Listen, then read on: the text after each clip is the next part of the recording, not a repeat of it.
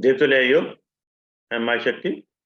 आज स्वाध्याय चिंतन का हमारा क्रमांक है 592 और आज हमारे बीच में आदरणीय आशीष सिंह साहब हैं जो हेल्थ सेंटर बेसल में है। आज आपका जो विषय है वो है व्रजजन महात्म्य प्रकरण प्रज्ञोपनिषद पार्ट 21। इससे पूर्व भी पार्ट 20 ले चुके हैं। आप ज्यादा समय न लेते हम आदरणीय सिंह साहब से निवेदन करते हैं कि आप महत्वपूर्ण जानकारी। ठीक है सर, हम लोग गायत्री महामंत्र के माध्यम से उस चेतना से जुड़े और आशीर्वाद लेकर के फिर आज के कक्षा में स्वाध्याय चिंतन का क्रम आगे बढ़ाएंगे। भूर्भुवः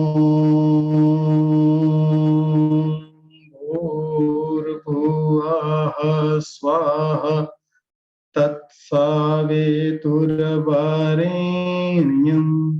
भर्गो देवस्य धीमहि धियो यो नः प्रचोदयात्।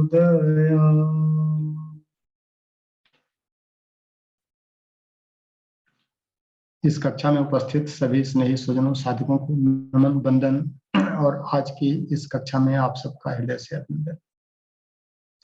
जैसा कि अभी चर्चा हुई है कि आज का जो टॉपिक लिया गया है, विषय वस्तु ली गई है, वो वृद्धजन महात्म्य है।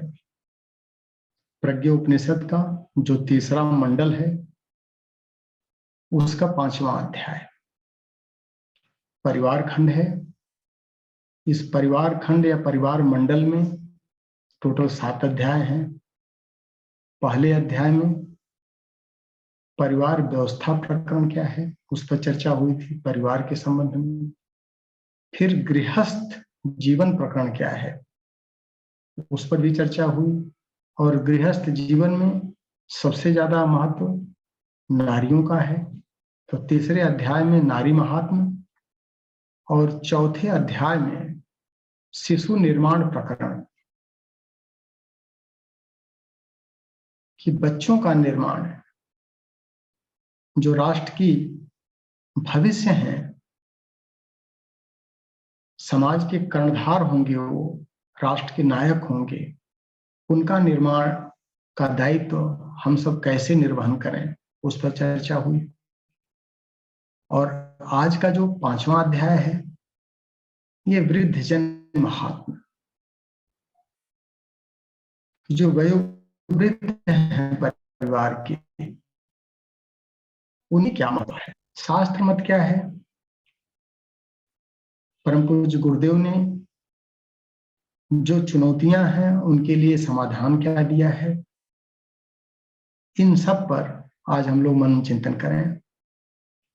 तो सबसे पहले पॉइंट आता है कि वृद्धजन की जो शरीर से अवस्था से वयोवृद्ध हो चुके हैं परिवार में, उनके सामने क्या क्या चैलेंजेस हैं, वर्तमान युग में समस्याएं क्या क्या उनके सामने है, क्या क्या चुनौतियां उनके सामने है, और उनका विज्ञान सम्मत शास्त्र सम्मत समाधान क्या दिया गया है।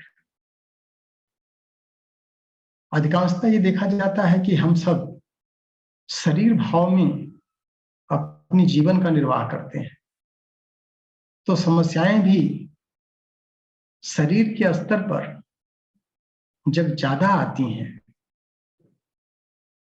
तो हमारे लिए बहुत बड़ा चैलेंज बन जाता है, क्योंकि हम शरीर भाव में रहते हैं। तो पहली समस्या जो होती है वयोवृद्धों के लिए, शारीरिक असमर्थता की आ जाती है। उनकी नस नाड़ियां ढीली हो जाती हैं, स्वास्थ्य भी प्रभावित होता है, रोग आकर के घेर लेते हैं शरीर को। तो शरीर से असमर्थता में ये सारी चीजें आ जाती हैं। जब शरीर समर्थ होता है तो वो गतिशील रहते हैं, हमेशा गति करते रहे। फिर वो कभी विवेक सम्मत चिंतन मन नहीं करते कि फैक्चुअली हमको शरीर भाव में रहना है, मनोभाव में रहना है, बुद्धि के भाव में रहना है, प्राण के भाव में रहना है या आत्मिक भाव में रहना है। तो ये बड़ी चुनौती बन जाती है ऐसे वयोवृद्धों के लिए। दूसरी समस्या क्या आती है कि जब शरीर की ऊर्जा ज्यादा होती है, ऐसे समय में उनके अधिकार ज्यादा होते हैं, क्योंकि वो अधिकारों के ऊपर अपना वर्चस्व स्थापित कर लेते हैं, कब्जा कर लेते हैं, और अधिकारों के माध्यम से ही शासन करने की एक प्रवृत्ति बन जाती है, फिर एक गांठ बन जाती है, जम जाते हैं उस पर, उस चीज को छोड़ नहीं पाते हैं। और जब वयोवृद्ध होते हैं, शरीर में असमर्थता आती है, तो उनके अधिकार सीमित होने लगते हैं, तो जो बहुत कष्टकारी होता है। जब वो अभ्यस्त नहीं होते हैं अधिकारों को छोड़ने में, तो ये बहुत बड़ी समस्या उनके लिए आ जाती है कि उनके अधिकारों का हनन होने लगता है। उनको ऐसा प्रतीत होने लगता है कि जो युवा पीढ़ी है, जो एनर्जेटिक है, अर्थोपार्जन करने में जो स्वावलंबी है, परिवार का निर्णय जब लेने लगते हैं हमारे जूनियर्स, तब वयोवृद्धों को ये लगता है कि उनके अधिकार सीमित किए जा रहे हैं, अपने को संकुचित दायरे में महसूस पाते हैं। लोग उनसे विचार विमर्श करना बंद कर देते हैं। जितनी उनकी इंपॉर्टेंस युवा अवस्था में रहती थी, अब वो इंपॉर्टेंस कम हो गई, उनकी पूछ कम हो गई है। तो इससे एक समस्या और उत्पन्न हो जाती है, एकाकीपन की। वो अपने को अकेला महसूस करने लगते हैं, ठगा महसूस करने लगते हैं। फिर उनको लगता है कि जीवन हमारा जो है ये नीरस बनता जा रहा है, निरर्थक बनता जा रहा है। ऐसी स्थिति में परिवार के अंदर एक उपेक्षित अतिथि के रूप में, अरे भाई तुम लोग आवाज बंद करोगे नहीं, एक उपेक्षित अतिथि के रूप में अपने आप को पाते हैं कि जहां पर उनकी इंपॉर्टेंस कम हो गई, उनकी महत्ता कम हो गई, उनके अधिकार कम हो गए, तो लेकिन वो जाए तो जाए कहां जाए। अतिशय मोह में पड़े रहते हैं वो अपने संबंधों के प्रति, प्लस अपनी मान्यताओं के प्रति। उनकी जो अपनी मान्यताएं जड़ जमाए बैठी हैं उनकी मस्तिष्क में, मानस में, उनकी परंपराएं, उसको छोड़ नहीं पाते हैं और उसी को सच समझ बैठते हैं, जो उनके लिए बहुत कष्टकारी होता है कि अपने कुटुंबों के प्रति कोई बोल्ड निर्णय नहीं ले पाते हैं, मान्यताओं को परिवर्तन करने के लिए सोच भी नहीं सकते हैं वो, और ये उनके लिए एक समस्या पैदा कर देती है। फिर दो तरह की समस्याएं आती हैं। जिनके पास अर्थ का अभाव है इस अवस्था में, वो बामुश्किल अपने जीवन का निर्वाह जैसे तैसे करते हैं, और जिनके पास अर्थ की संपन्नता है, संसाधनों का अभाव नहीं है, उनके पास समय का सुनियोजन नहीं है, ऐसे लोग भी सिर्फ इस प्रटिक्स पर कि चलिए पेंशन मिल रही है, पैसा आ रहा है, कहीं से व्यवस्था हो जा रही है, तो वो बैठे ठाले काटते हैं और जैसे तैसे अपनी बची हुई अवस्था का निर्वाह करने लगते हैं, तुलनात्मक दृष्टिकोण से कि वो तो परावलंबी हैं लेकिन हम स्वावलंबी हैं, आज भी हमको पैसा मिल जा रहा है। कर क्या रहे हैं? टाइम पास कर रहे हैं, बैठे ठाले टाइम पास करना, यही उनके जीवन का उद्देश्य रह जाता है। ऐसी स्थिति में अंदर से वो असहाय तो महसूस करते हैं कि अब वो समय नहीं रहा, तो जब असहाय महसूस करते हैं तो फिर शक्ति की तरफ झुकाव उनका होना स्वाभाविक हो जाता है। तो आस्तिकता की एक प्रवृत्ति पैदा होने लगती है। तो ऐसा महसूस किया जाता है कि जैसे जैसे आदमी की अवस्था ढलान पर होने लगती है, तो धर्म के प्रति उनकी रुचि बढ़ने लगती है। वो परमात्मा के बारे में, ईश्वर के बारे में, भजन के बारे में, भगवान के बारे में, भक्ति के बारे में, कीर्तन के बारे में ये चर्चाएं शुरू करते हैं, इसमें रस लेने लगते हैं, क्योंकि अंदर से असहाय और कमजोर महसूस करने लगते हैं। तो आज ऐसे लोगों का जमावड़ा इस महाकुंभ में लगा हुआ है, जिसके सत्राध्यक्ष महर्षि धौम्य ऋषि हैं, और जो 97 सूत्र परम पूज्य गुरुदेव ने दिया है वृद्धजन महात्म के नाम पर, इसमें समस्याएं प्लस उनका समाधान बहुत विधिवत विज्ञान सम्मत दिया गया है, जिसका स्वाध्याय चिंतन करके हम अपने जीवन में नया रस घोट सकते हैं, नई दिशा दे सकते हैं। ऐसे सभी वरिष्ठ जन जो तीर्थाटन के नाम पर महाकुंभ में पधारे हुए हैं, आज बहुत ही उत्सुक है कि सत्राध्यक्ष महर्षि धौम्य आज उनके लिए भी कुछ उपाय बताएंगे।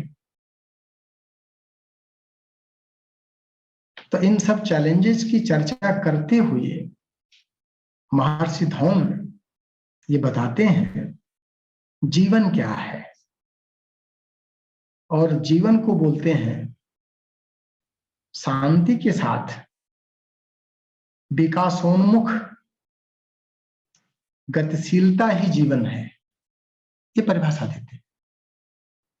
शांति तो हर हालत में कायम रहनी चाहिए मनुष्य के अंदर, लेकिन शांति के साथ में अगर हम बैठे ठाले काट रहे हैं कि हमारे पास पैसे की व्यवस्था खाने पीने की तो हो ही गई है, इसलिए टाइम अच्छा गुजर रहा है,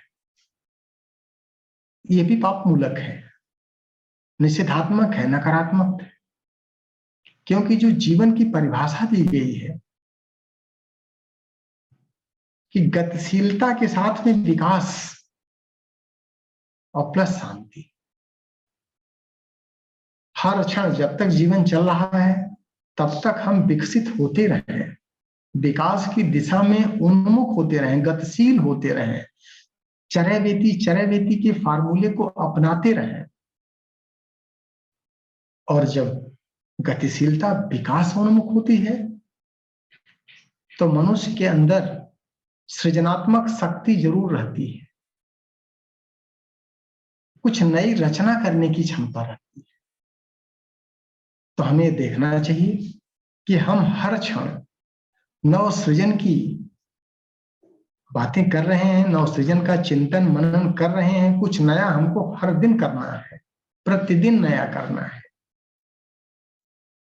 तो ये नव सृजन की क्रियाकलाप अगर जीवन के उत्तरार्ध में हो रहा है तब तो ये सार्थक है, और अगर नहीं हो रहा है तो हमें इस पर जरूर विचार करना चाहिए। क्योंकि जो प्रयत्नशील होता है और एक दिशा में गति करता है तो उसी गतिशीलता के साथ में, कर्मयोग के साथ में जीवन की जो पाप हैं, ताप हैं, शोक हैं, संताप हैं, रोग हैं, ये सब विनष्ट होने लगते हैं, स्वतः विनाश होने लगता है। और अगर हमारी गतिशीलता नहीं हो रही है, हम निठल्ले बन गए हैं, सृजनात्मकता हमारी समाप्त हो गई है, तो ऐसी स्थिति में रोग, शोक, पाप, संताप ये सब और घेर लेते हैं आकर के। हमें जरूर चिंतन करना चाहिए कि जीवन का नन्हा क्षण भी बेकार न जाए और हर क्षण का सदुपयोग हम जीवन को धन्य बनाने में अंतिम सांस तक कर चलते रहे। क्योंकि वयोवृद्ध अवस्था में जीवन के अर्थ बदल जाते हैं, इंपॉर्टेंस बढ़ जाती है। तो ऐसी स्थिति में हम अपने उद्देश्य के प्रति विकासोन्मुख जरूर रहें, रचनात्मकता को लेके चलें। सृजन शक्ति हमारे अंदर हर क्षण बढ़ती ही जा रही है। ये सार्थक जीवन का सबसे बड़ा लक्षण होता है कि कहीं हमारे जीवन में निराशा तो नहीं आ रही है। रचनात्मकता अगर कम हुई, कलात्मकता में अगर अभाव हुआ, तो निराशा बढ़ेगी ही बढ़ेगी। अगर हमारे पास लक्ष्य, उद्देश्य अगर मनुष्य का है, तो वयोवृद्ध काल जो है बहुत ही महत्वपूर्ण हो जाता है। क्यों? क्योंकि उस समय हमारा व्यक्तित्व परिष्कृत होने लगता है। और परिष्कृत कैसे होता है? क्योंकि हमारे पास संचित अनुभव होता है एक लंबे कालखंड का, और संचित अनुभव के साथ में मानसिक परिपक्वता भी आ जाती है।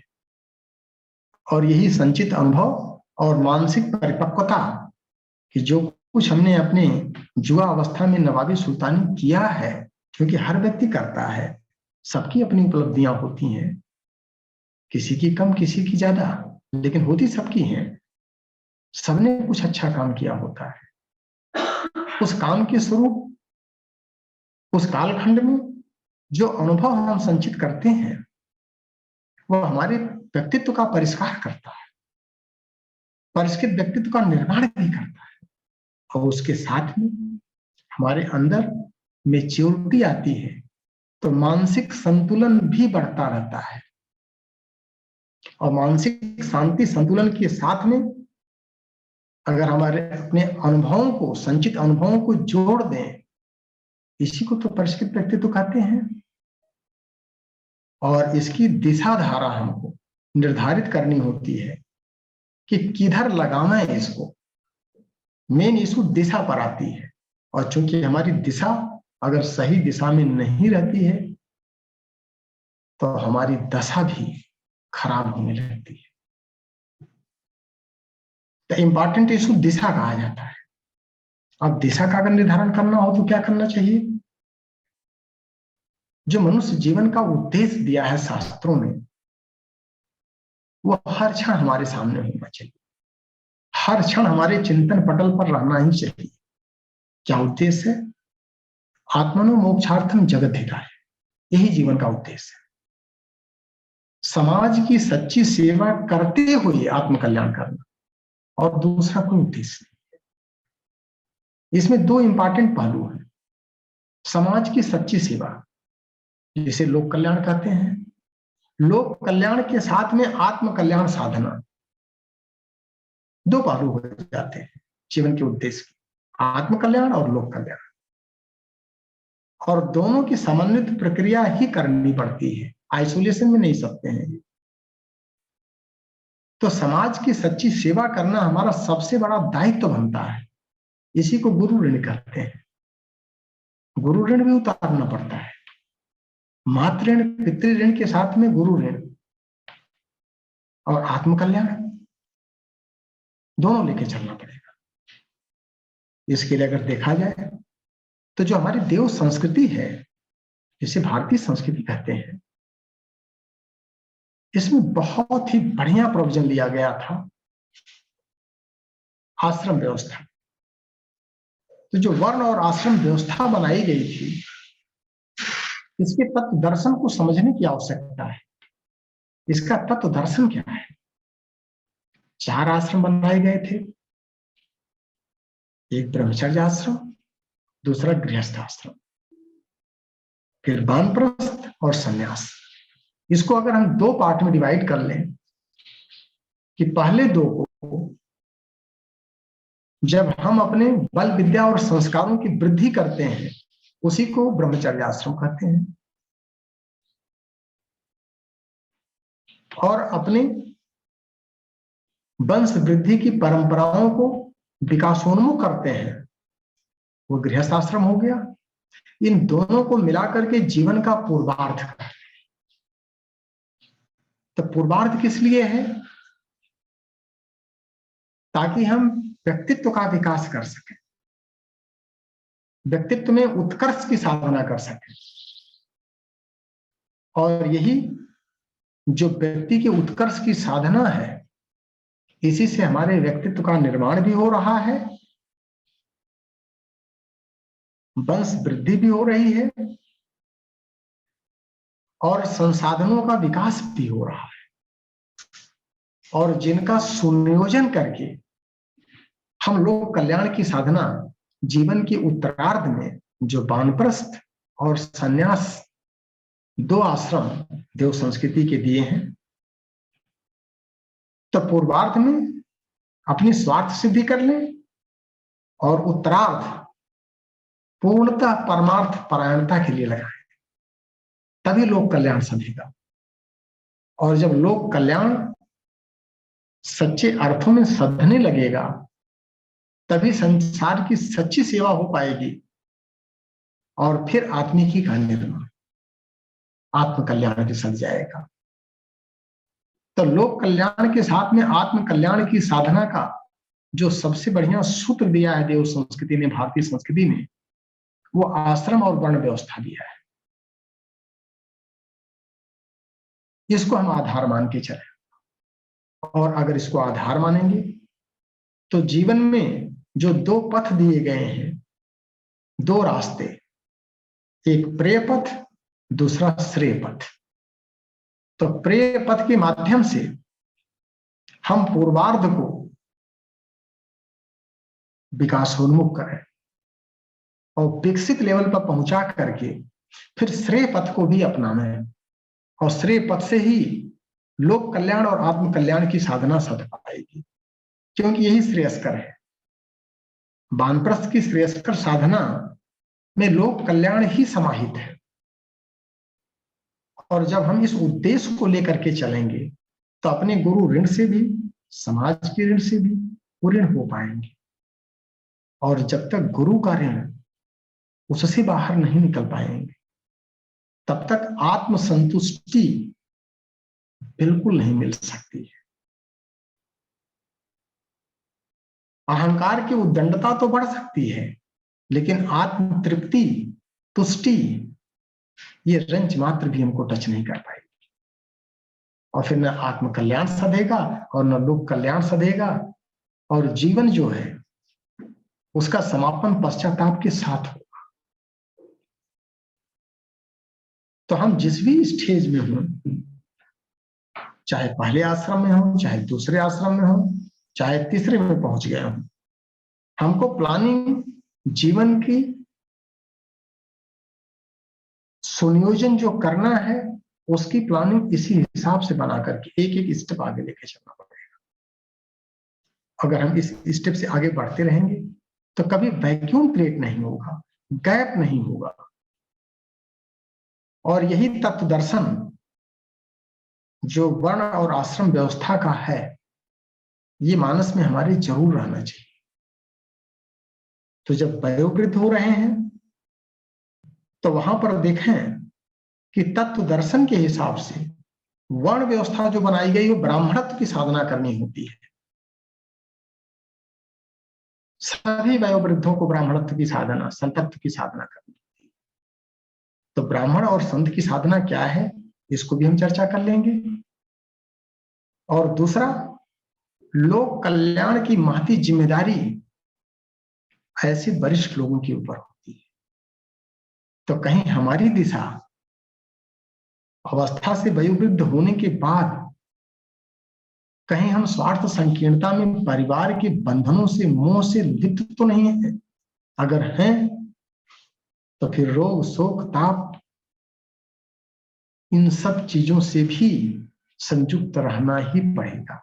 और फिर जो चुनौतियां अभी चर्चा में आई थी, अधिकार सीमित रहेंगे, कर्तव्य का बोध नहीं रहेगा, उपेक्षित अतिथि बने रहेंगे, समाज की भी ताड़ना सहेंगे, और अतिशय मोह के जो दुष्परिणाम है उसको भी भुगतने रहना पड़ेगा। उसके अलावा कोई उपाय नहीं है।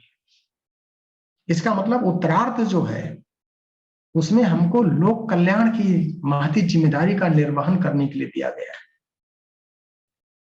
और अगर हम नहीं कर रहे हैं तो इसका मतलब कि जो देव संस्कृति का अनुशासन है उसको स्वीकार नहीं कर रहे, और उसको स्वीकार नहीं करेंगे तो जो जीवन का आनंद है, जीवन की सुख शांति, मानसिक संतुष्टि तत्वों के अनुसार नहीं पाई जा सकती। इस तत्व दर्शन को, इस वैज्ञानिकता को हमको अपने जीवन में उतारना ही पड़ेगा, आत्मसात करना ही पड़ेगा। दूसरा, अगर देखें हम लोग, अगर अपनी समीक्षा करें, अपने व्यक्तित्व की समीक्षा करें,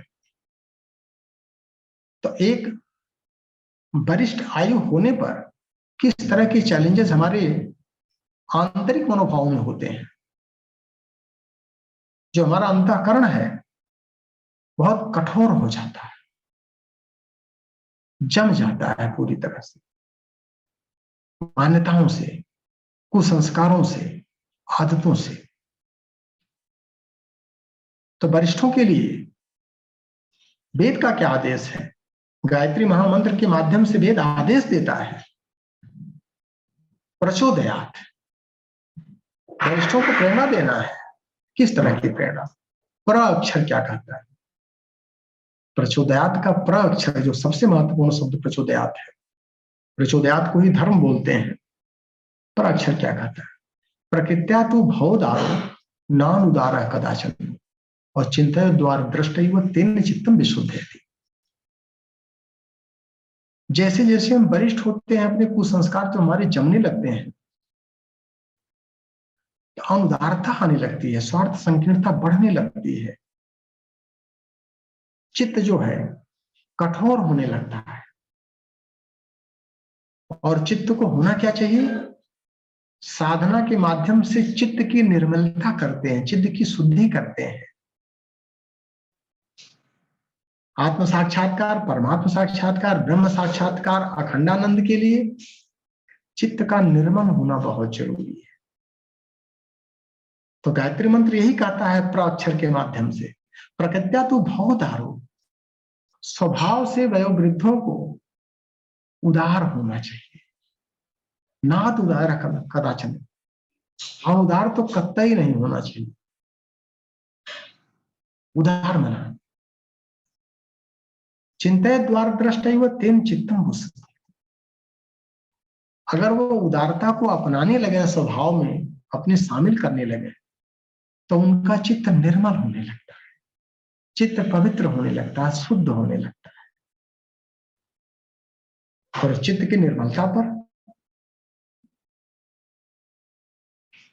तुलसीदास जी ने और कबीर ने, ये दोनों महासंत हैं, समाज को एक ऐसी घुट्टी पिला गए कि जो अनपढ़ आदमी भी, जिसको शास्त्रों का ज्ञान नहीं है, एक सामान्य व्यक्ति भी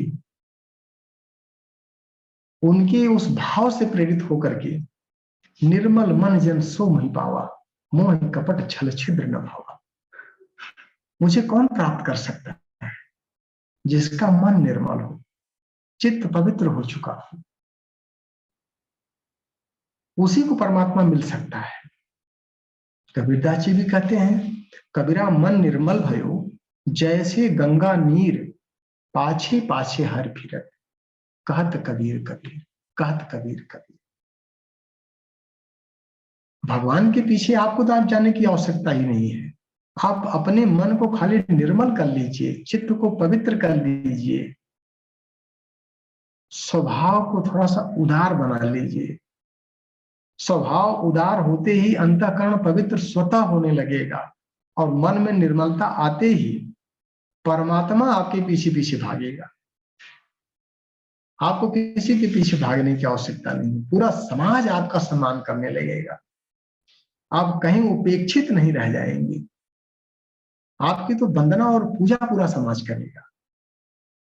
बशर्ते परिवर्तन अपने अंदर लाना है, आत्म वर्चस्व को बढ़ाना है, और यही आत्म वर्चस्व हमको ब्रह्म वर्चस्व तक ले जाता है। तो ये चीज जो तत्व दर्शन है, इसको वरिष्ठों को अपने आचरण में उतारना ही पड़ेगा। और प्रकृति से जो उधार हो जाता है, तो उसके लिए क्या सूत्र दिया गया है? उसका परिवार सीमित दायरे में खाली पुत्र पुत्री पत्नी और पतोहू तक सीमित नहीं रहता है। जब चित्त उनका निर्मल होने लगता है तो वो शास्त्र का वो सूत्र जो बहुत महत्वपूर्ण हो जाता है इस स्तर पर आकर के कि अयम निज परो वेति गणना लघु चेतसा उदार चरिता नाम ही तू वसुधैव कुटुंबकम। ये मेरा है, ये तेरा है। ये तो जो स्वार्थ संकीर्णता से घिरे हुए तुच्छ लोग हैं जिनके लिए लघु शब्द प्रयोग किया गया है, ये सिर्फ उनके लिए होता है कि ये मेरा है, ये तेरा है, वरिष्ठों के लिए नहीं है। और जो उदार मना है उसके लिए तो वसुधैव कुटुंबकम है। आपको अपने परिवार की परिधि को बढ़ाना पड़ेगा। पहले हम सिर्फ उसको परिवार मानते थे जिसको हमने पैदा किया है, जो हमारी संतति है, हमारे शरीर से संबंधों से उत्पन्न हुआ है। लेकिन इस स्टेज पर आकर के परिवार हमारा विचार उन्मुख हो जाता है कि जिसको हमने विचारों के माध्यम से उत्पन्न किया है, भावनाओं के माध्यम से उत्पन्न किया है। ऐसे बृहत परिवार की रचना परम पूज्य गुरुदेव ने किया था कि प्राणवानों का एक परिवार हो जाए जहां पर प्राण का प्रवाह हो रहा है। उसी का नाम उन्होंने गायत्री परिवार रखा था। क्या चिंतन था उनका कि जो एक दूसरे की, एक को अगर कष्ट हो रहा है तो दूसरा उसको जो महसूस करने लगे, ऐसे प्राणवानों का परिवार उन्होंने पैदा किया था जिसके अंदर आत्मीयता का प्रवाह हो रहा है, ऊर्जा अपनी प्रचंडता पर। और उन्होंने परिभाषा भी दिया कि ऐसे परिवार के जो स्वस्थ सदस्य होते हैं उनका खून गर्म होता है, मतलब एनर्जेटिक होते हैं, हाईली एनर्जेटिक होते हैं, और मस्तिष्क शांत होता है। खून गर्म, मस्तिष्क शांत और हृदय नरम होता है, उदार मना होता है। दूसरे के दुख को देख करके वो बिलख पड़ते हैं।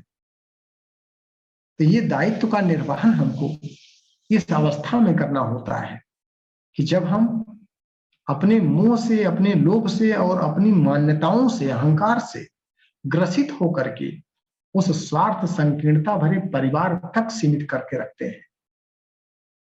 वो दायित्व हमारा पूर्वार्ध का था, उत्तरार्ध का नहीं। और जैसे हम उत्तरार्ध में आते हैं तो अपनी पूरी ऊर्जा को लोक सेवा के निमित्त हमको सुनियोजन करना होता है। तो हम अपने कर्तव्यों को बढ़ाएं, अधिकारों को सीमित करें कि जो स्वार्थ संकीर्णता के दायरे में अपनी मान्यताएं हम बना करके रखे हैं, वहां पर अधिकारों की कटौती करते हुए कर्तव्यों के और उत्तरदायित्वों के पॉइंट को भी शिफ्ट करें। कब तक आप मरते खपते रहेंगे एक सीमित दायरे के परिवार के लिए, 2-4 लोगों के लिए?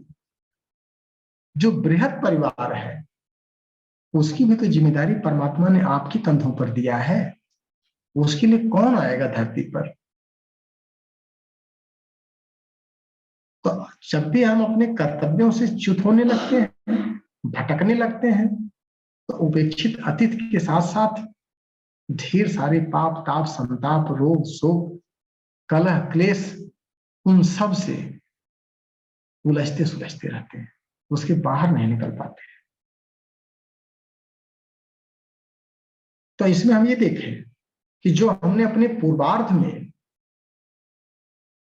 संसाधनों का संचय किया है, उन संसाधनों के लिए एक उत्तराधिकारी पैदा करके रखा है। उत्तराधिकार में हम अपने बच्चों को, बच्चियों को यह संपत्ति देना चाहते हैं।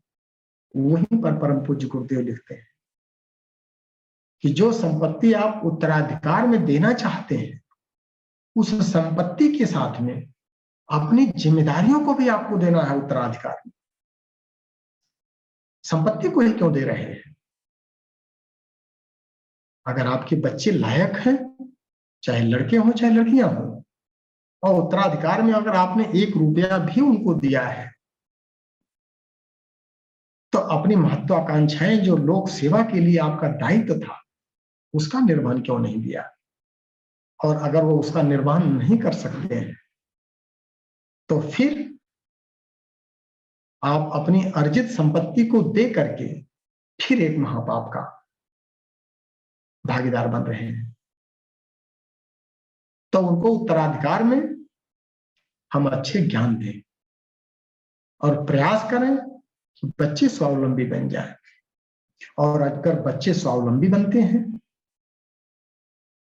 तो सृजनात्मकता के साथ में, रचनात्मकता के साथ में, लोक कल्याण के लिए, समाज कल्याण के लिए जो अपनी बुद्धि विवेक से हम एक प्लानिंग करें, कुछ कंट्रीब्यूशन करें लोक कल्याण सह आत्म कल्याण के लिए, उसके निमित्त अपने संसाधनों का उपयोग करना है, न कि बच्चों को अपंग बनाने के लिए हम उनको उसमें साझेदारी दें कि हमने जिंदगी भर मर मर के कमाया है, अब उठा करके हम अपने बच्चे को, बच्चियों को दे दें उसको। नहीं जी, फिर यह घातक होगा हमारी आत्मा के लिए, आत्म तृप्ति नहीं मिलेगी।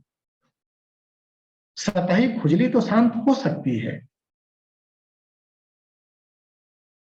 बच्चों के कानूनी अधिकार तो हो सकते हैं, लेकिन आपका व्यक्तित्व जो है कानूनी अधिकार से ऊपर नैतिक अधिकारों पर, नैतिक दायित्वों पर जाना चाहिए।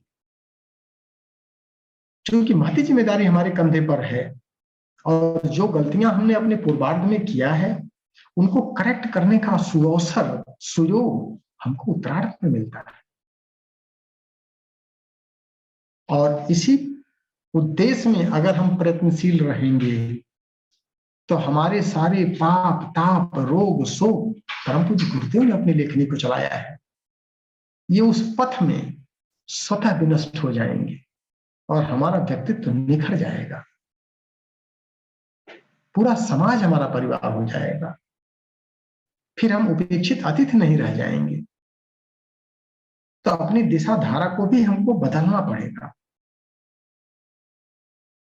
अब प्रश्न ये आता है कि जो इस तरह की परिस्थितियां हमारे पूर्वार्ध और उत्तरार्ध में डिफाइन की गई हैं, शास्त्रों ने परिभाषित किया है कि पूर्वार्ध के आधे जीवन को, जो 2 आश्रम हमारे हैं, हम प्रवृत्ति मार्गी बनते हैं, इनको एडाप्ट करते हैं, जिम्मेदारियों का निर्वहन करते हैं, शादी किया, बल बुद्धि संस्कार की वृद्धि किया, कुछ गुणों को डेवलप किया, कुछ अवगुण भी आ गए साथ में, परिवार का निर्माण किया, गृहस्थ प्रकरण को एडॉप्ट किया, बच्चों को पैदा किया, उनके प्रति कुछ आसक्ति लिए,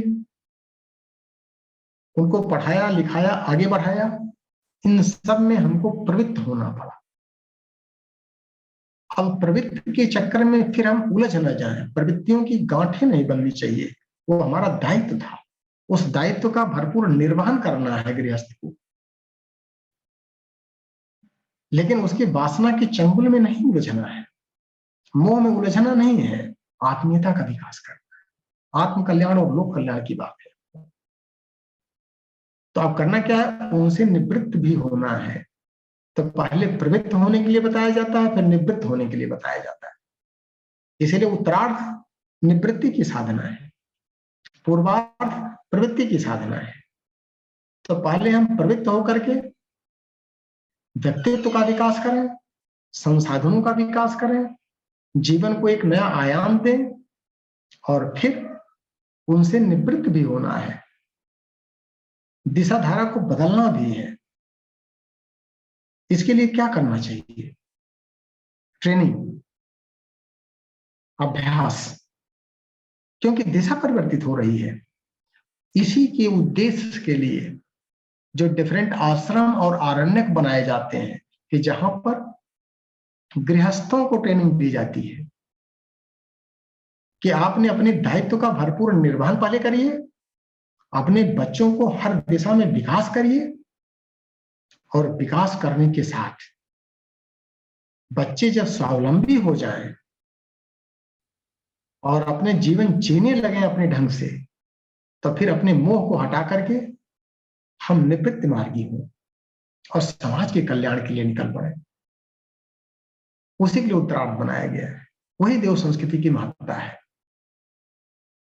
और इसके लिए ही हमको आश्रम में जाने की आवश्यकता पड़ती है।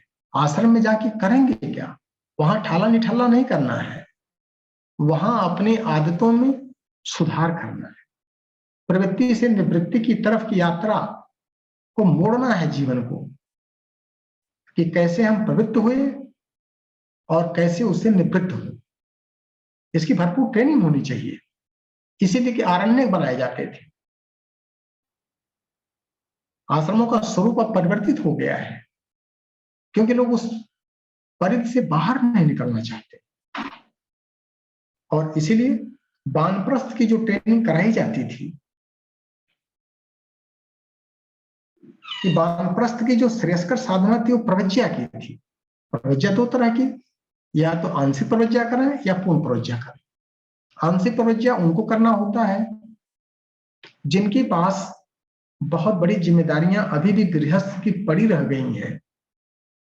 वो गृहस्थ की जिम्मेदारियों से बाहर नहीं निकलने की पोजीशन बन पा रही है उनकी, परिस्थिति बस, मोह बस नहीं। अगर आपकी संतति वरिष्ठ हो गई है, वो अपने पैरों पर खड़ा हो सकती है, चाहे बच्चे हो चाहे बच्चियां हो, तो हमको पूर्ण प्रवज्जा की तरफ बढ़ना चाहिए।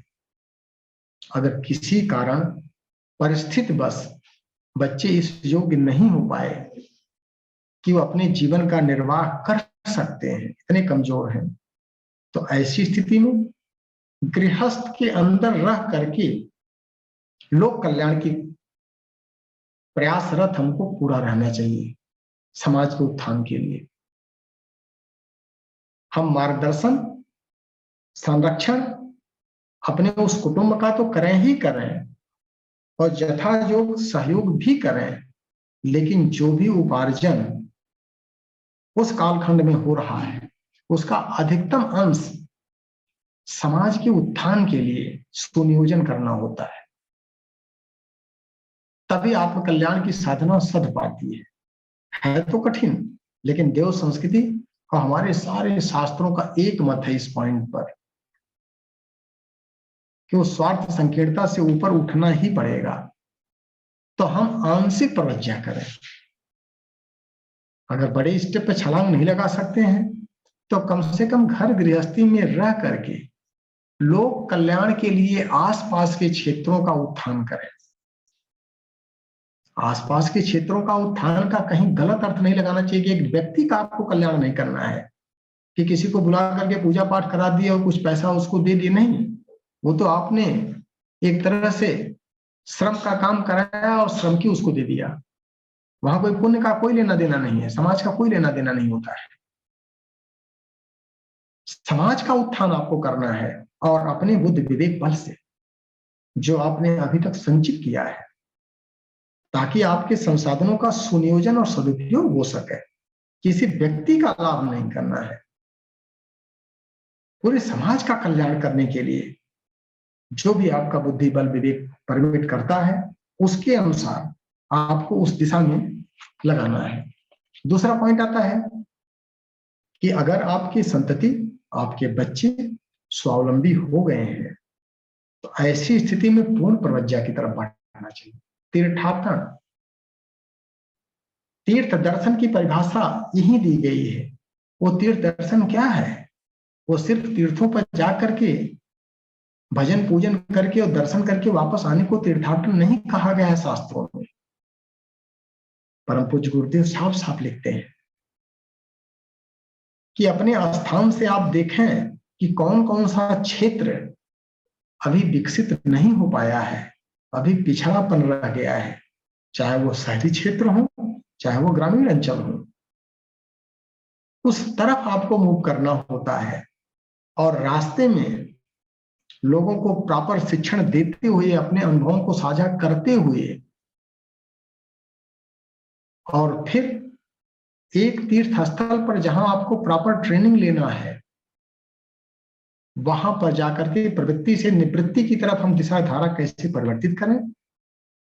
और जिस तरह से हम स्कूल और कॉलेजों में पढ़ाई करके आते हैं उसी तरह से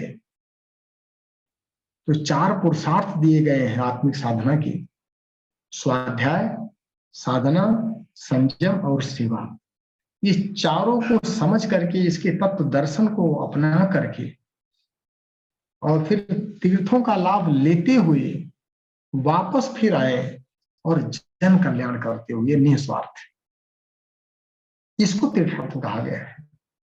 तीर्थों का उद्देश्य इसी निमित्त बनाया गया था, ताकि पूरे समाज का उत्थान हो। हम अपने अनुभवों के माध्यम से पूरे समाज को लाभान्वित करें। इतना बड़ा उद्देश्य इस मानव जीवन के लिए दिया हुआ है, जो उत्तरार्थ में ही साधना है। और इतनी बड़ी उत्तरार्थ की साधना छोड़ करके अगर हम उसी परिवार की स्वार्थ संकीर्णता में अगर पड़े रह गए, तो उपेक्षित अतीत के साथ साथ शारीरिक और मानसिक रोगों से भी ग्रसित होते जाएंगे, अपने सम्मान को भी खो देंगे और श्रेय प्रत की जगह प्रिय प्रत को अपनाए रखेंगे, तो जीवन हमारा कुत्सित होता चला जाएगा। तो स्वाध्याय अंतिम क्षण तक, और परम पूज्य गुरुदेव ने हर फील्ड को टच किया है, किसी फील्ड को छोड़ा नहीं, टच नहीं किया है। उसकी गहराई में जाकर के रिसर्च करके उसके अमृत को निकाल करके दे दिया है, ताकि उनके बच्चे उस विषय से संबंधित स्वाध्याय चिंतन करके और अपने जीवन का परिष्कार कर सके। और साधना प्रवृत्ति से निवृत्ति की तरफ करने का अभ्यास ही साधना है। मन को साधना पड़ेगा, मन का स्वाध्याय कराना पड़ेगा, और संयम भी मन का ही होता है। और यही मन जब स्वाध्याय, साधना और संयम से निर्मल होने लगता है, तब हम सेवा में उतर पाते हैं और सही दिशा में अपने संसाधनों का, अपने ज्ञान का, अपनी शक्ति का फिर सुनियोजन कर पाते हैं। तो इस क्षेत्र में हम देखें अगर कि कैसे हम ये परम पुरुषार्थों को एडॉप्ट करें, कुछ छोटे छोटे सूत्र जो परम पूज्य गुरुदेव ने इसमें दिया है डिफरेंट श्लोकों के माध्यम से, उसमें उन्होंने यही कहा है कि अपने कर्तव्य क्षेत्र का विस्तार करना होता है और अधिकारों को समेटना होता है। और वयोवृद्ध जब इसके उल्टी दिशा में करता है कि हमारे अधिकार छीन रहे हैं, अरे उसको तो विस्तार करना था अपने कर्तव्य का, वो अधिकार की चिंता कहां कर रहा? अधिकार तो स्वयं उसको समेटना होता है और स्वयं समेट करके प्रस्थान करना होता है दूसरी दिशा में, ताकि वो समाज का कल्याण कर सके। तो इसको जरूर हम चिंतन करें कि हम कहीं अपने अधिकारों का विस्तार तो नहीं करना चाहते हैं, या अधिकारों के पचड़े में अभी फंसे तो नहीं है। अधिकारों को स्वयं सीमित करें और कर्तव्य पथ को बढ़ाएं, विस्तार करें उसका। दूसरा क्या करना होता है, शरीर को चूंकि स्वस्थ रखना है तो आहार पर संयम बहुत जरूरी है। आहार कम कर दें, स्वल्प लें, सुपाच्य लें और सात्विक लें। तो जब स्वल्प, सुपाच्य और सात्विक आहार लेने लगते हैं तो शरीर हमारा समर्थ होने लगता है।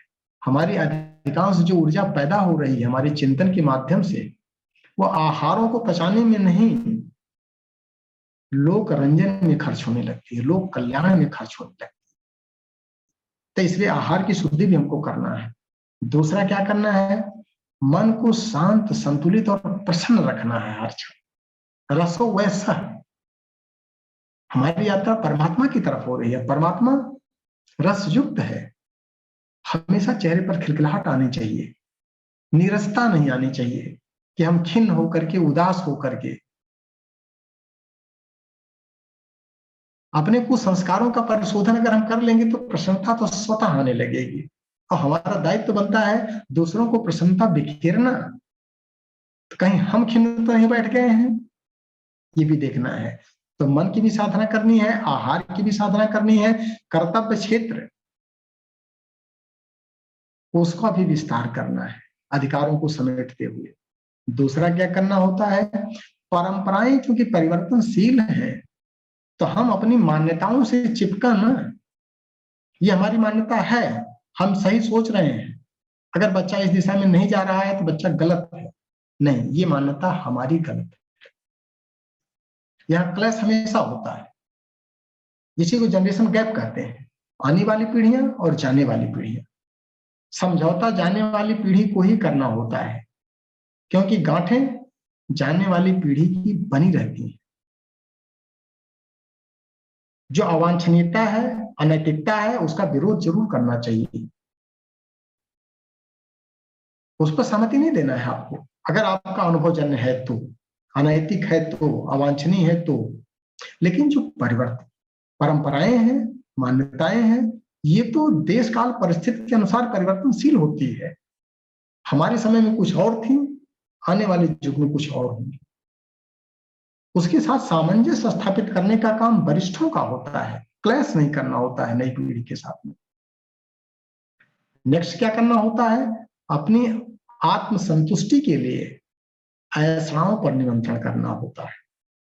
और 3 ऐसाएं जो परम पूज्य गुरुदेव ने दिया है, पुत्रेषणा, वित्तेषणा और लोकेषणा। अगर इन 3 ऐसाओं पर की संतति के प्रति जो मोह पैदा हमने कर लिया है, उसको पुत्रेषणा कहते हैं। हम छोड़ नहीं पा रहे हैं। बच्चा हमारा स्वावलंबी तो हो गया है, बच्चियां स्वावलंबी हो गई हैं, सेटल हो गई हैं, लेकिन हम चिपके पड़े हैं उनसे। तो ये ऐसाएं भी नहीं आनी चाहिए। लोकेषणा, सम्मान हमको चाहिए, माला माला चाहिए, आगे कुर्सी चाहिए, बढ़िया व्यवस्था चाहिए। इससे आपके मन को संतुष्टि, अहंकार को तो थोड़ा सा उद्दंडता मिलेगी, अहंकार आपका कुछ देर के लिए शांत होगा, लेकिन आत्मसंतुष्टि बहुत दूर चली जाएगी। अगर आत्मसंतुष्टि चाहिए तो लोकेषणा से हमको बाहर आना। वित्तेषणा, संसाधनों के प्रति बहुत ज्यादा चिपकाव, धन के प्रति, संपत्ति के प्रति। वरिष्ठ अवस्था में भी देखते हैं लोग कानून के चक्कर लगाते रहते हैं। फिर क्या करना है, जब पूरा समाज को ही देना है तो समाज की सेवा दूसरे रूप में करना शुरू कर दें हम। तो इसको देखें कि ऐसाओं से अगर हम बाहर निकल सकें तो आत्मसंतुष्टि इस कदर होती है, इस कदर होती है। इसका अनुभव हमको है, अच्छा अनुभव, बहुत तृप्त रहते हैं। और दूसरी चीज क्या होती है कि जब वंशजीवी यदि आर्थिक दृष्टि से स्वावलंबी हो तो अपनी संपदा जो भी हमने अर्जित किया है उसका सुनियोजन सब प्रयोजनों के लिए करें, जो भी हमारा बुद्धि विवेक परमिट कर रहा हो, गहन मनन चिंतन करके समाज के उत्थान के लिए। वही परमात्मा प्राप्ति का एक ही रास्ता है, दूसरा कोई रास्ता नहीं हो सकता है। उसी से हम समाज की सच्ची सेवा कर सकते हैं। परिवार का मालिक हम बन जाते हैं, सबसे बड़ी गलती यहां कर देते हैं। बनना क्या था, माली बनना था। परिवार की कटाई छटाई, उसको सजा करके रखने का था दायित्व। कुछ घंटे की ड्यूटी दी गई थी, कुछ सालों की ड्यूटी दी गई थी। और हम बन जाते हैं मालिक, उसके मालिक हम है ही नहीं है। तो ट्रस्टीशिप का जब सिद्धांत हमारे अपने मनोभाव में आने लगेगा, हम ट्रस्टी तो हैं परिवार के, उसको सही दिशा में विकास करने की जिम्मेदारी हमारे कंधों पर एज ए ट्रस्टी है, एज ए माली है, मालिक नहीं। तो संरक्षण और मार्गदर्शन ये तो हम सतत प्रदान करते रहें, जहां भी रहें, जैसे भी रहें, लेकिन सहयोग एक सीमित दायरे तक ही देना होता है, एक सीमित समय काल तक ही देना होता है। संरक्षण मार्गदर्शन तो आजीवन देना है, आपको पूरे समाज को देना है और अपने कुटुंब को भी देना है। तो इसीलिए कर्तव्यों का विस्तार की बात आती है। तो हम उनको सन्मार्ग पर चलने की प्रेरणा हमेशा देते रहें, लेकिन यह भी ध्यान रखें कि अगर परिवार के सदस्य हमारे मार्गदर्शन को अनसुना कर रहे हैं तो राई रत्ती भर भी खिन्न न हो, क्योंकि समाज को भी हमने बहुत कुछ कहा, समाज ने उस दिशा में नहीं गतिशील हुआ है, तो हम खिन्न कहाँ होते हैं। लेकिन जब हम मोह पैदा कर लेते हैं, हमारा बच्चा हमारी बात नहीं मान रहा है, तो हम खिन्न हो जाते हैं, खींच पड़ते हैं, क्रोध पैदा कर पड़ते हैं। नहीं, ये कहीं न कहीं हमारे स्तर पर अज्ञानता है। और 2 साधनाएं जो वानप्रस्थ की विशिष्ट साधना है, एक साधना ब्राह्मण और संत की होती है और दूसरी साधना विषयातीत होना। क्योंकि परम पूज्य गुरुदेव ने सिद्ध करके दिया है कि जैसे हमारी अवस्था बढ़ती है, याददाश्त हमारी और स्ट्रांग होती जाती है, बहुत मजबूत याददाश्त होती चली जाती है, बशर्ते हम विषयातीत होने लगे। और इसी पर कृष्ण ने भी गीता के दूसरे अध्याय के 62वां और 63वां सूत्र दिया है इसी पर कि ध्यायतो विषयान पुंस संगस्तेष उपजायते संगात संजायते काम कामात क्रोधो विजायते और क्रोधात बोध सम्मोह सम्मोह स्मृति विभ्रम और स्मृति भ्रंशात बुद्धिनाशो और बुद्धिनाशक बनस्पति। आदमी का विनाश होता कैसे है, उसी पर उन्होंने दिया है कि जब विषयों का चिंतन करने लगते हैं तो उसे संग दोष उत्पन्न होने लगता है, और संग दोष से ही कामना की उत्पत्ति होती है, और कामनाएं जब पूर्ण नहीं होती हैं तो क्रोध पैदा होता है, क्रोध से ही स्मृतियों का नाश होता है। और अगर मन शांत और संतुलित है तो स्मृतियों में वृद्धि होने लगती है, याददाश्त हमारी तेज होने लगती है। और परम पूज्य गुरुदेव ने सिद्ध किया है कि अपने उत्तरार्ध में सारी रचना उन्होंने उत्तरार्ध में ही किया है, इतनी स्ट्रांग मेमोरी उनकी थी। तो इस पॉइंट पर हम देखें कि जो हमारी याददाश्त कमजोर हो रही है, क्षीण हो रही है, तो कहीं ना कहीं हमारी पॉलिसी और प्रिंसिपल खराब है, उसको करेक्ट करने की आवश्यकता है। और दूसरा, ब्राह्मण की साधना, कि ब्राह्मणत्व को अडॉप्ट करना होता है वयोवृद्धों को। और गायत्री मंत्र कहता है तत्व ज्ञान विद्वांसो ब्राह्मणा स्वतः बलई अंधकारम अपाकुर्यो लोकात अज्ञान से, कि समाज में अज्ञानता के चलते 90% समस्याएं जो समाज ग्रसित है, उस अज्ञानता से उत्पन्न समस्याओं का निराकरण करना ब्राह्मण का काम है। और वही ब्राह्मण तत्वदर्शी भी होना चाहिए, विद्वान मतलब अनुभवजन्य ज्ञान को विद्वान कहते हैं। अपने परिपक्व अनुभव के माध्यम से और शांत और संतुलित मस्तिष्क के उपयोग से विद्वान और तपस्वी भी होना चाहिए। यही भारतीय संस्कृति है, सभ्यता का स्वरूप है सादगी, अपने लिए कठोरता, दूसरों के लिए उदारता। तो जब हम सभ्य समाज में इस देव संस्कृति को अपनाएंगे तो ब्राह्मणत्व के माध्यम से जो अज्ञानता से उत्पन्न समस्याएं हैं समाज की, उसको दूर करने का काम ब्राह्मण करेगा। और संत उदार चरिता नाम हितु वसुधैव कुटुंब का खुले हाथों से अपना सब कुछ ज्ञान, शक्ति और सामर्थ्य और धन दम पूरे समाज के लिए खोल देता है, ताकि समाज 1 इंच ऊपर उठ जाए। तो अब चूंकि समय की मर्यादा है, 10 मिनट हमको लग रहा है, 7-8 मिनट ज्यादा हमने ले लिया है। तो ये तो रहा आज का परम पूज्य गुरुदेव के सूत्र सिद्धांत जो उन्होंने दिया है, इसको हम कैसे अपना सकें। तो इसका चिंतन मनन हर स्टेज पर सोचना है हम सबको, और सोच के अगर चलेंगे, चूंकि हम इसको अपने जीवन में उतार रहे हैं, उतारने का भरपूर प्रयास कर रहे हैं। अब कितने अंशों में उतार पाते हैं ये समय साध्य है, समय ही बताएगा। इसका रस हमको मिल रहा है और हम आप सबसे निवेदन करेंगे कि आप सभी इसका रस लें, और तब आनंद आएगा जीवन का। तो अब इस पर कुछ गुफ्तगू हो जाए तो फिर ठीक रहेगा, नहीं तो फिर एक तरफा बल बल करने से कोई फायदा नहीं होगा। धन्यवाद आदरणीय आशीष सिंह साहब। अब मैं सभी लोगों को अनम्यूट कर देता हूँ, और इस संबंध में जिसके से कुछ पूछना हो आदरणीय सिंह साहब से पूछ सकते हैं। फिर बाद में 2 शब्द हमारे आदरणीय वीएन चौधरी साहब बोलेंगे। ये मैंने सबको अनम्यूट कर दिया। लीजिए साहब, अनम्यूट कर दिया। सिंह साहब भी खोल लीजिए साउंड अपनी। ठीक है सर, बिल्कुल खुल गया सर। बहुत सुंदर आपने दिया, सारे वृद्ध लोग ही हैं इसमें, अब इनके लिए सोचने का मौका मिल गया। सर हमारे वृद्ध गौरवशाली है, रोगी नहीं है सर। हाँ, कोई रोगी नहीं है। सब एक से बढ़ के एक गौरवशाली बैठे हुए हैं। आपने मेरे शब्दों में मुझे भाव हो जाइए सर मेरे। सिंह साहब बहुत बहुत आनंद आया, और बड़ा एक सबसे बड़ी अच्छी बात लगी कि जो कोई आपने तकरीबन सब बातें बताई हैं और सब संभव है, और कोई मुश्किल नहीं लग रही भी। मैं अपने जीवन से तुलना कर सकता हूँ, सब चीज संभव है। ऐसा कोई भी चीज ऐसी नहीं है जो गुरुदेव ने कही और आपने आज उसका व्याख्या किया है, और सब कुछ मिल सकता है। आप एक जगह आपने जब कहा भी आश्रम की व्यवस्था इसलिए जरूरी है, तो उस टाइम प्रश्न आया, मैंने प्रश्न लगा दिया इमीडिएटली। मेरा पर्सनल विचार ये है कि गृहस्थाश्रम में ही रहकर सभी गृहस्थाश्रम से बड़ा कोई आश्रम नहीं है।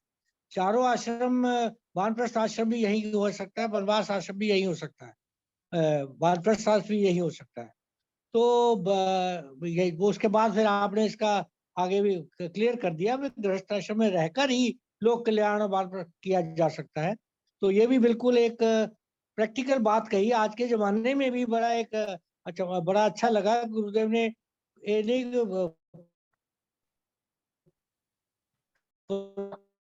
पुराने विचारों पे हमारे ग्रंथों पे मान के ही बातें हैं।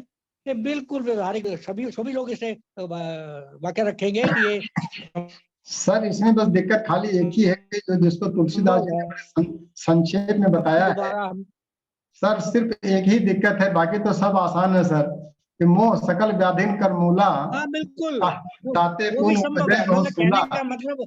कहने का मतलब वो भी संभव है, ऐसा बात नहीं है। भाई आप उसमें हम उदाहरण देते हैं, भाई कीचड़ में रहकर भी कमल के पत्ते की तरह, कमल के फूल की तरह रह सकते हैं। तो ये भी संभव है। मतलब ये कोई अपने अपने मैं अपने प्रैक्टिकल से पोजीशन से बोल सकता हूँ, संभव है। चेष्टा करनी होगी, अंतःकरण से करनी होगी।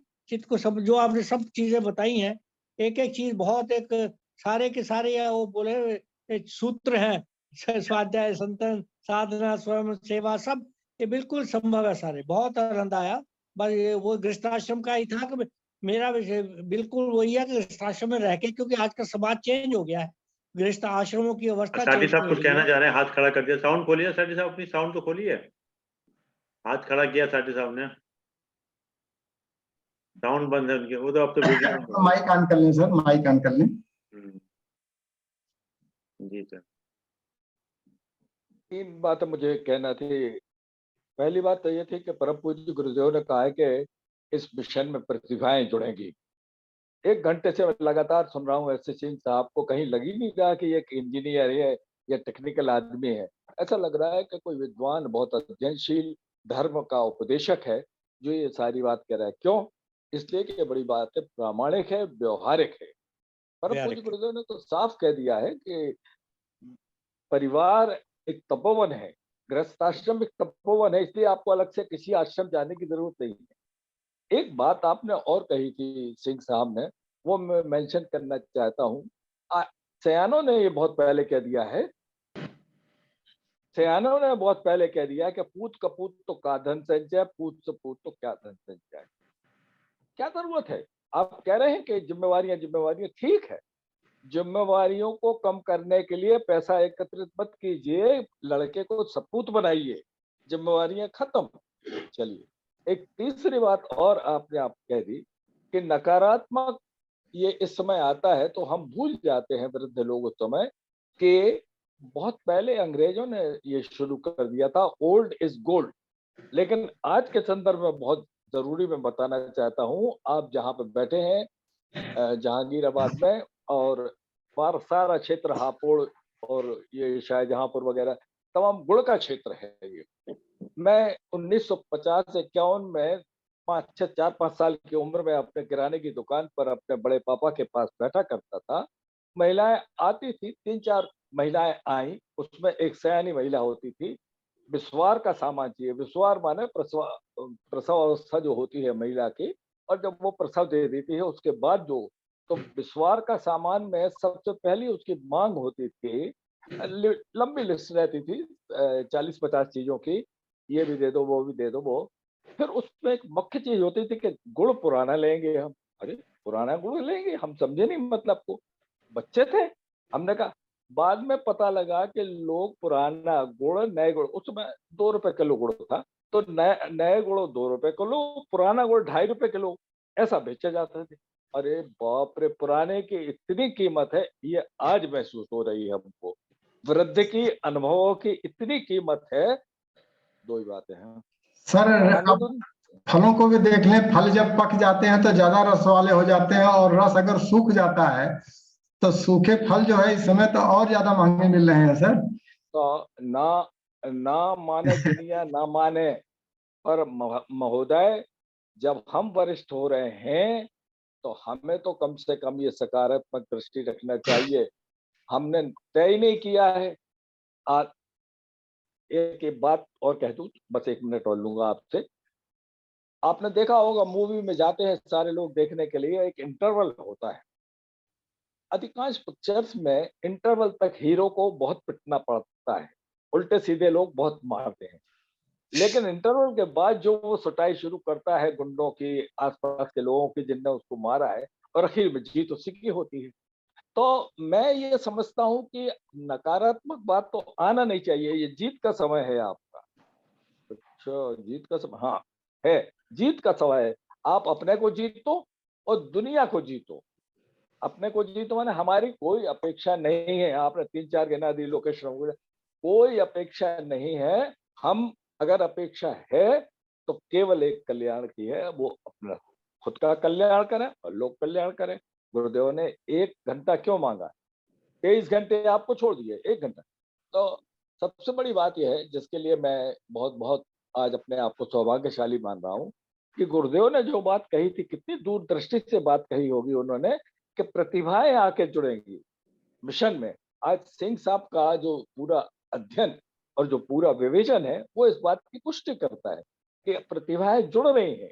आपको पता नहीं लग रहा है, ना लगे, आपको कुछ और, लेकिन प्रतिभाएं जुड़ेंगी और आत्म कल्याण की बात छोड़ दीजिए, युग की बात होगी, और युग का निर्माण होगा, व्यक्ति का निर्माण होगा, चरित्र का निर्माण होगा, और संपूर्ण समाज और देश विश्व का निर्माण होगा। ये बात पक्की है। इन्हीं शब्दों के साथ मैं आपको अपना सौभाग्य मानता हूँ। धन्यवाद नहीं दे रहा हूँ, धन्यवाद तो आपने किसी और वीएन को चौधरी कह साहब दिया है। देंगे, वीएन चौधरी साहब देंगे, जी, वीएन चौधरी साहब देंगे। हाँ, वीएन चौधरी साहब देंगे। मैं तो अपनी बात कहने के लिए, क्योंकि मुझे बात 2-3 बातें याद आ गई, और वो पुराना गुण जरूर याद आया, वो मैंने अपने स्वयं का अनुभव बताया है आपको। आप सभी लोग जामवंत हैं एक्चुअली।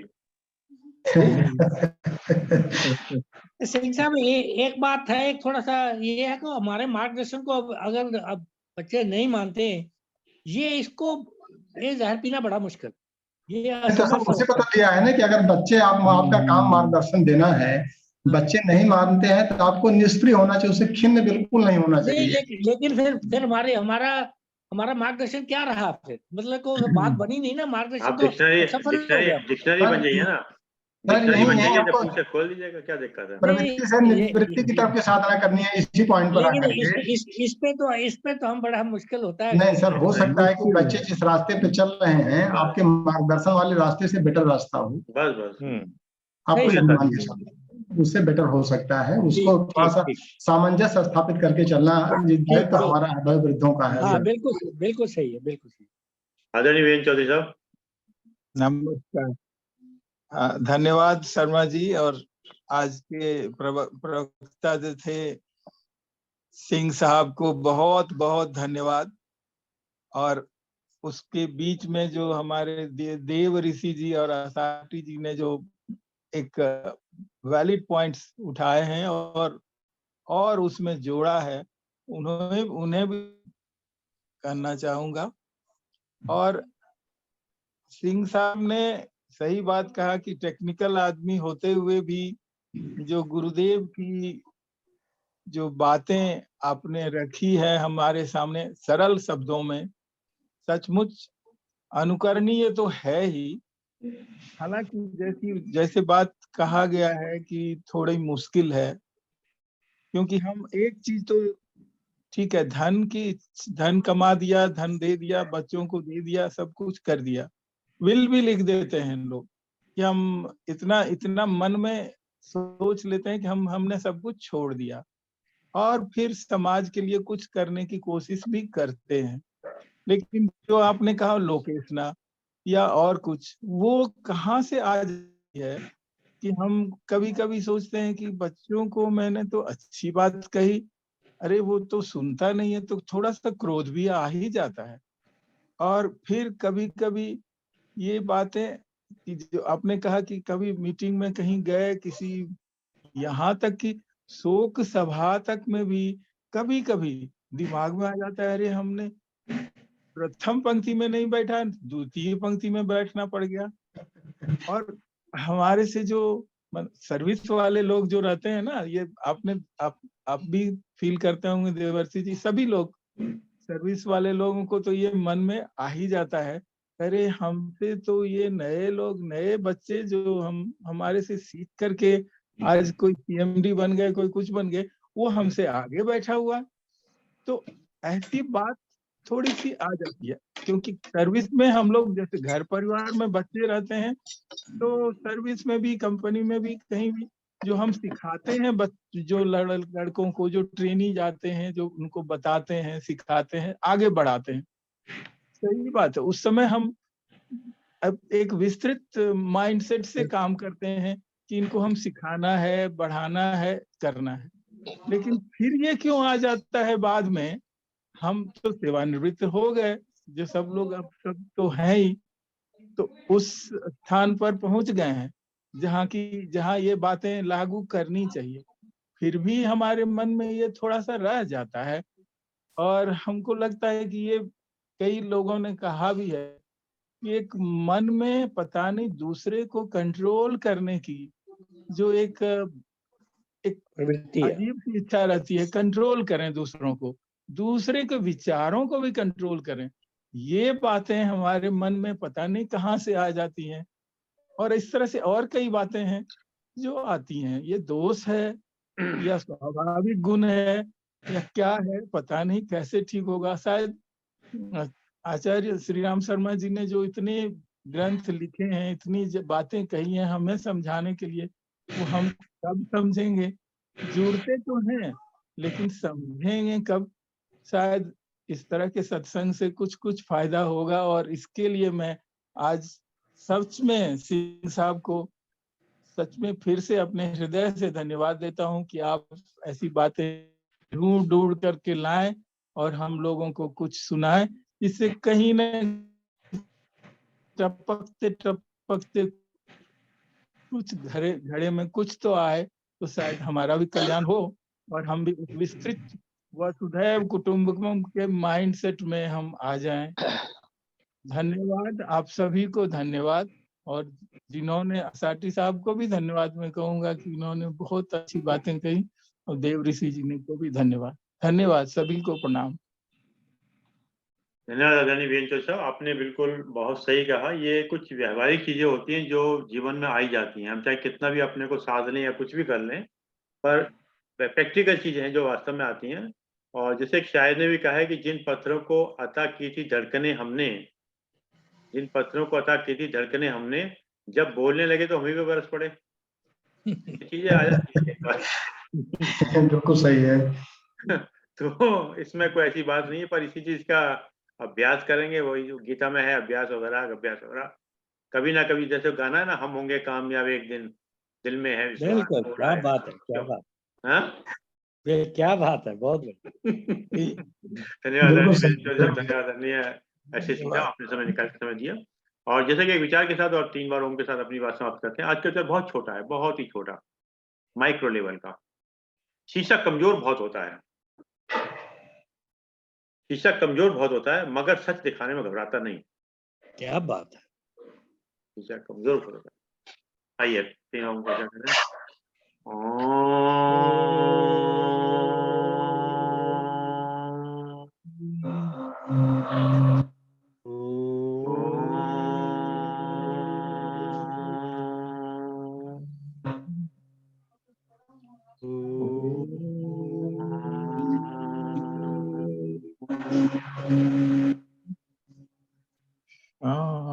शांति शांति शांति। सभी को प्रणाम।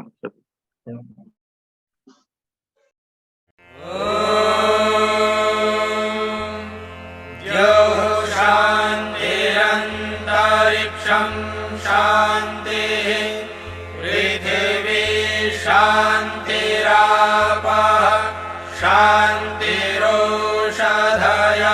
शान्तिः वनस्पतयः शान्तिर्विश्वे